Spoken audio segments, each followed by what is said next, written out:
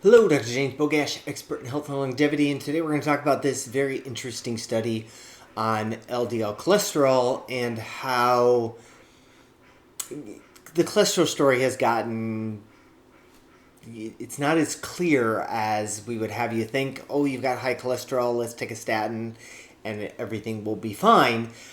If it was fine, cardiovascular disease would not remain the #1 killer for an almost entirely preventable condition.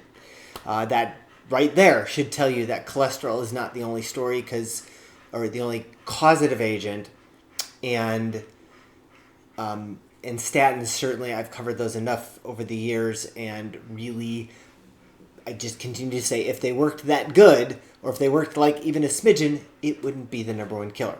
So remember, LDL is considered the bad cholesterol and should be 100 or under. Generally, lower is better. And I like to look at, in the lipids, I actually prefer to look at triglyceride to HDL ratio, and VLDL more than I do total cholesterol or LDL. However, there's another factor with this. I've always said that cholesterol doesn't create a problem until it doesn't create damage until it gets damaged. So the LDL molecule has to be damaged and taken up by macrophage to create this plaquing in the arteries. So this very interesting study looked at coronary artery calcium done by generally an ultra-fast CT angiogram. I'm a pretty big fan of these. So somebody's got chest pain, instead of throwing a pipe up there and look a camera up there and looking and seeing what's wrong, you can do a CT scan and look at the amount of plaquing and whether that plaquing is friable or non-friable, like likely to break off. It's really kind of a cool technique that's been around for, like, I don't know, I remember I had one about 15 or probably 20 years ago. Like, it's not new technology. It's certainly gotten better, and we want a score of 0, meaning there is no plaquing, no artery, no damage in the heart.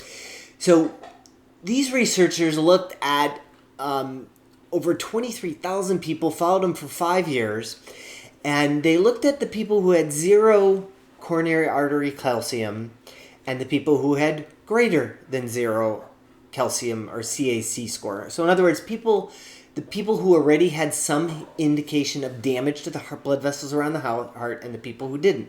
Well, when they looked at their LDL, the people who didn't have who had a CAC score of 0, there was no relationship of LDL to somebody's risk of a heart attack or stroke.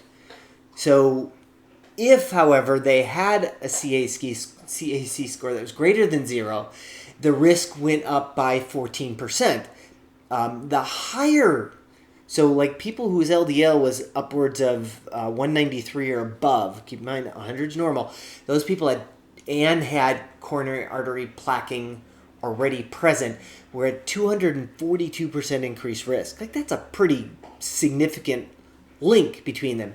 Interestingly enough, the people who did have a CAC score of 0, who were diabetic, current smokers, or had low HDL, also had higher risk.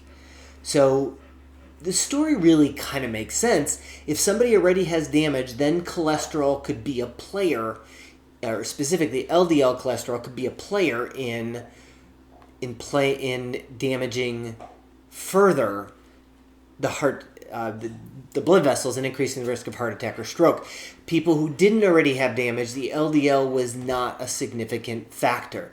So just like everything else, we have to look at the entire picture rather than taking a single blood value and making a general recommendation based on those. As always, I'll post a link to this particular study in the description. Make sure you like this video, share it with somebody who you think needs the information, and subscribe to the channel.